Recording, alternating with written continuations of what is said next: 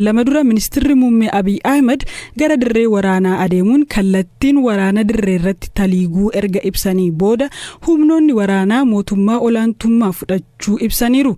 Magaala seena qabeetti Laalibalaa dabalatee Gishanaa fi bakkeewwan hedduu naannoo Amaaraa fi Affaaritti to'achuu mootummaan ibseera. Durataan TPLF Dr. Dabratsiyoon Gabra Mikaa'el ibsa kaleessa kennaniin naannoo Amaaraa fi Affaar keessaa humna isaanii baasuu himaniiru. Humnoonni mootummaa lolaan mu'amaniitii akkana jedhu jechuun himu. Gama kaaniin har'a guyyaa keessaa dubbii himaan TPLF Geetaachoo Raddaa lola cimaa gaggeessaa akka jiranii fi morkattoota isaanii irra aanaa akka jiran ibsanii turan. Erga mootummaan bakkeewwan murteessoo ta'an kanneen to'achuu ibsee booda gama TPLFin wanti jedhameen jiru. Gaafa Sanbataa Kamisee to'achuu kan hime mootummaan federaalaa Dasee fi Kombolchaan ala Baatii, Qarsaa, Garbaa fi Dagaa bakkeewwan jedhaman to'achuu ibseera. Akkasumas aanaa Harbuu guutummaa guututti to'achuu hime. Waraanni kaaba Itoophiyaatti erga jalqabee waggaa kan darbe yoo ta'u, sababa lola kanaan lammiileen miliyoona 9 ol deeggarsa nyaataaf saaxilamaniiru jedheera UN. Lammiileen miliyoona 2 ta'an qeerraa yoo buqqaan uummanni 400,000 ol ta'ummoo haala beela fakkaatu keessa jira jedha dhaabbatichi.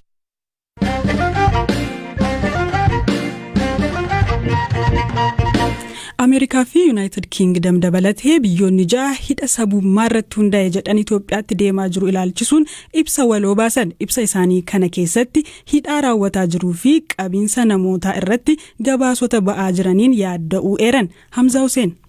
Biyyoonni kunneen ibsa waloo isaanii kanaan gabaasaawwan hidhaa namootaa saba irratti bu'uureffate jechuun mootummaa Itoophiyaa himataniin yaadda'uu himan. Ibsa waloo kana kabaasan Ameerikaa, UK, Austraaliyaa, Kanaadaa, Denmark fi Neezerlaandsidha. Biyyoota kunneen keessaa gara caaluu lammiileen isaanii magaalaa Finfinnee akka gadhiisanii bahan watwaataa turan. Ji'a dura finciltoonni Tigraay magaalota Dasee fi Kombolchaa to'achuu fi mootummaan labsii yeroo muddamaa baatiiwwan 6 turu labsuu hordofee hidhaan namootaa gabaafamaa tureera. Haa ta'u malee poolisiin Finfinnee fi qondaaltonni mootummaa hidhaan raawwate kunneen garee shororkeessummaa deeggaruun shakkaman malee sabummaa irratti hundaa'uun karaawwate miti jechuun deebii kennaniiru. Dhalattoonni Tigraay BBC'n magaalaa Finfinnee keessaa dubbise immoo yaaddoo akka qaban himaa turan. Dhimma kanarratti Koomishiniin Mirga Namummaa Itoophiyaa akkaataa hidhaan itti raawwatamu ilaalchisee akka yaaddoo qabuu fi of eeggannoon akka qabamuu malu ibsee ture. Guyyaa kaleessaa dhalattoonni Tigraay magaalaa Finfinnee keessaa hiriira bahuun adeemsa TPLF balaaleffatan jechuun miidiyaaleen biyya keessaa gabaasaniiru. Ibsi biyyoota kanaa yeroo mootummaan finciltoota Tigraay bakkeewwan naannoo Amaaraa fi Tigraay qabatan irraa gadhiisaa jirutti dhagahame. Biyyoonni kunniin ibsa baasaniin gabaasaawwan hidhaa lammiilee Itoophiyaa sabummaa irratti hundaa'ee raawwatuun guddoo yaadda'uu himan. Dabalataan namoonni hidhaman himannaa malee taa'aniiru. Akkasumas haala hin mijanne keessa jiru jedhan. Adeemsi kunneen gara caalu mirga idil addunyaa akka sarbanii fi ammuma dhaabbachuu qabu jedheera ibsichi. To'attoonni idil addunyaa akka daawwatan waamicha taasisuun. Miidhaa qocollaa saalaa lola kaaba Itoophiyaa keessa adeemaa jiruun walqabatees biyyoonni kunniin yaaddoo qaban ka ibsan yoo ta'u, kanneen lola keessa jiran lammiilee nagaa akkasumas hojjettoota deeggarsa namoomaa akka tiksan dhaamaniiru. Waldhibdeen kun waraanaan furmaata argatu ka jedhan biyyoonni kunniin loltoonni Eertiraa Itoophiyaa keessaa akka bahan gaafataniiru. Waraana kaaba Itoophiyaatti erga jalqabee waggaa akka darbe yoo ta'u, sababa lola kanaan lammiileen miliyoona 9 ol deeggarsa nyaataaf saaxilamaniiru jedheera UN. Lolli kun dhaabbatee mariin akka furamu carraaqqii tuufeera. Biyyoonni waloon ibsa baasan kunneenis haal duree malee dhukaasni dhaabbatee mariin akka eegalu waamicha taasisaniiru. Lammiileen Itoophiyaa adeemsa siyaasaa hunda hammatee fi waliigaltee biyyaalessaa karaa siyaasaaf seeraa akka tolchan biyyoonni kun ibsa baasaniin dhaamaniiru.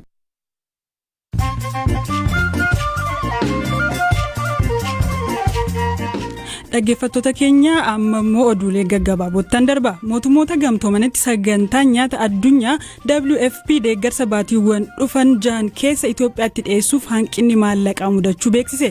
Hanqinni maallaqaa kun deeggarsi dhaabbatichi lammiilee Itoophiyaa miliyoonotaan lakkaa'amanii fi baqattoota akkasumas kanneen nyaata madaalawaa barbaadan irratti dhiibbaa qabaachuu hime. Manni murtii Myanmar hooggantuu biyyattii duraanii Aung San Suu Kyi hidhaa waggaa 4 adabe. Himannawwan 11 kan irratti dhiyaate hooggantuun kun himannaa jalqabaatiin hidhaa waggaa 4 akka adabamtu irratti murtaa'eera. Himannawwan hafaniin yoo irratti murtaa'e umrii ishee guutuu mana hidhaatti dabarsuu malti. Miseensi Koongireesii Ameerikaa ayyaana dhalachuu Yesuus Kiristoosiif maatii isaanii waliin qawwee loggomatee suuraa ka'e ka'e jennaan balaaleffannaan cimaa mudate. Baga ayyaana geessan saantaa adaraa rasaasa fidii koottuu barreeffama jedhu waliin Twitter irratti maxxanse.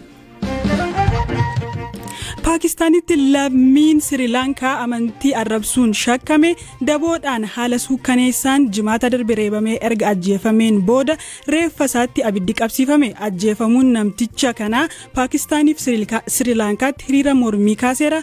Oduuleen gabaaboo kanuma.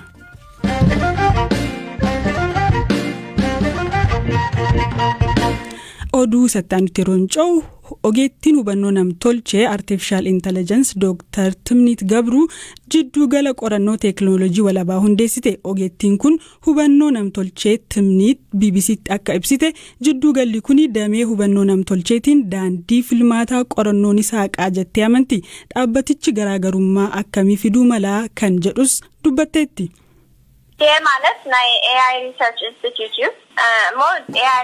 Dhaabbatichi hubannoo namtolchee irratti hojjeta. Akkuma kanaan dura an hojjetaa ture san jechuudha. Garaagarummaan isaa dhaabbanni inni ammaa namoota ogummaa garaagaraa irraa dhufaniin hundaa'e. Qorannoon geggeeffamus dhimmoota kana dura xiyyeeffannoo hin argannee fi namoota fayyaduu danda'u ta'a. Qaamota hawaasaa moggatti baafaman rakkoo isaan mudate hubannoo namtolchee fayyadamuun kan qo'atudha. Namoota gurraacha, dubartootaa fi qaama miidhamtoonni hubannoo namtolchee irraa baay'ee hin fayyadaman. Kanaaf jiruu isaanii guyyuu rakkoo isaan mudatu salphisuudha xiyyeeffannoo dhaabbatichaa. Gama biraan rakkoon wahii yoo mudate teekinooloojii kana qeequudhaaf sodaa otoo hin qabaatiin hojjechuu barbaanna. Ogeettiin Google kutaa naamusa hubannoo namtolchee keessaa hojjetaa turte Timnit bara darbee hojiirraa ari'amuun ishee ni yaadatama. Gochaan sunis ogeessota biratti ijoo dubbii ta'ee ture. Jidduu galli amma Timnit hundeessite kunis Distributed Artificial Intelligence Research jedhama. Hubannoo namtolchee kun maaliif fayyadaa kan jedhu ogeettiin kun akkanaan ibsiti.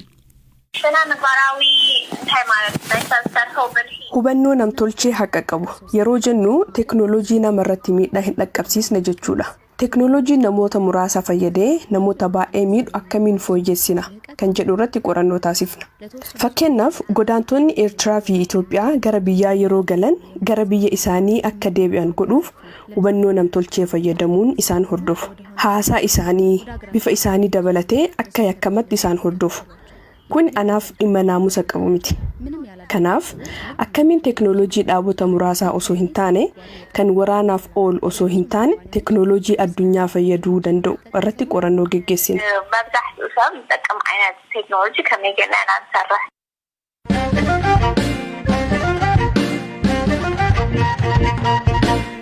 Buufanni waraanaa Ameerikaa guddaa Afrikaa Camp Lemonnier jedhamu Jibuutii keessatti argama. Loltoonni Ameerikaa dameelee waraanaa garaagaraa irraa walitti baba'an 5,000 achitti argamu.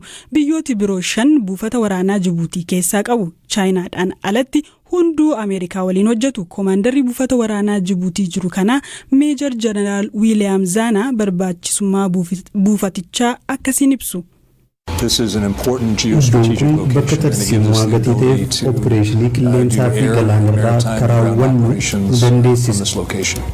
Chaayinaanis Jibuutii keessatti buufata waraanaa ka ijaarte bara 2017 yoo ta'u ardii kana keessatti buufataalee biroo banuuf karoora qabdi oduun jedhus jira. Commander William garuu Chaayinaan buufata waraanaa babal'ifachuu irratti shakkii qabu. I think it's a question of the Gaaffiin guddaan maaliif Chaayinaan babal'isuu feetee nagaaf dimookiraasii fi tasgabbii mirkaneessuu fi support rule of law, democracy.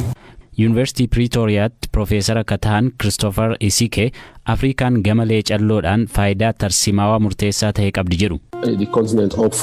Faayidaa tarsimaawaa qabaachuun kun immoo guddachaa dhufeet biyyoota kanneen akka United States, Awurooppaa fi Chaayinaan dorgommii keessa akka galan taasise. Ani weerara Afrikaa lammeessuu jedhaan kana.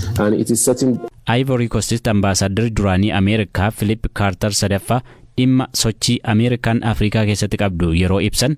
We're not there for oil or minerals or anything like that. Nuti Afrikaa kan dhaqnu boba'aa yookaan albuudaaf miti. Michoota keenya Afrikaa waliin hojjechuun humna isaanii jabeessuuf malee. Chaayinaa bu'uuraalee misoomaa kanneen akka karaa fayyaa irratti investimentii gurguddaa taasisaa jirti. Liqaan hojiiwwan kanaaf Afrikaan liqeeffattu garuu deebi'ee ba'aa tahaa jira. Gama biraan Instituutii Imaammata Afrikaa irraa Profeesar Peter Kakwanja Ameerikaan buufata waraanaa dabalatee dhiibbaa siyaasaaf dinagdee sababa itti taasiftu yeroo ibsan. The purpose of that is to kind of create a Ameerikaan dhaabota ishee gurguddaa naannoo Afrikaa kana keessa jiraniif haala mijataa uumuu barbaaddi. Kunis immoo waan biraaf dhimma daldalaati malee. Chaayinaan qarshii dhimma barbaadeef kennitu osoo hin taane waan biyyoonni Afrikaa gaafataniif. Kun dhimma liqaa osoo hin taane Afrikaan akka biyyoota biraa addunyaa akkamiin guddatti kan jedhudha. Falmiin liqaa gaafa ka'e maaliif dhimmi Afrikaa akka ijoo dubbii ta'u naaf hin galu. Ameerikaan illee liqaa Chaayinaa irraa fudhattee fi hin kaffallee qabdi. Is that it's only Africa that has a problem when it has debts. Yeroo ammaa Chaayinaan Ameerikaa irraa liqaa doolaara tiriliyoona tokko qabdi. Akkuma Chaayinaa, Raashiyaan illee Afrikaa keessatti dhiibbaa qabdu jabeessaa jirti. Waraanni biyya kanaas lola biyyoota kanneen akka Liibiyaa fi Maalii keessatti hirmaateera. Biyyoonni lixaa fi Chaayinaan dhiibbaan isaan taasisan qabeenya Afrikaa hirmaachuuf dorgomu akka jalaa hin fakkaanneef maal gochuu qabu? Ministeerri dhimma alaa Ameerikaa Antooni Bilinkan waan biyyi keenya uummata isheef akka addunyaatti jijjiiruu barbaadu Afrikaan alatti fiixaan bahuu hin danda'u jedhu. Profeesar Piiteris falli misooma irratti xiyyeeffachuudha jedhu. Sagantaadhumaan Oromoota Siikoo Mandoo biratti aadaa fuudhaa fi heerumaa keessatti sirnooti gabbaraa fi geega'oo jedhaman sirnoota kennaan itti kennamudha. Gabbarri karaa ittiin dargaggeessi maatii intalaarraa fuudhuu fi maallaqa yookaan qabeenya kennudha. Akka aadaa fuudhaa fi heerumaa Oromoo Siikoo Mandootti geega'oon kennaa maatiin intala misirrootaa manaa bahaniif guyyaa cidhaa sana kennanidha. Abbaa Gadaa Gumii Gadaa Godina Arsii Haji Hasoo Guddatoo geega'oon kennaa guyyaa heerumaa akkasiin himu.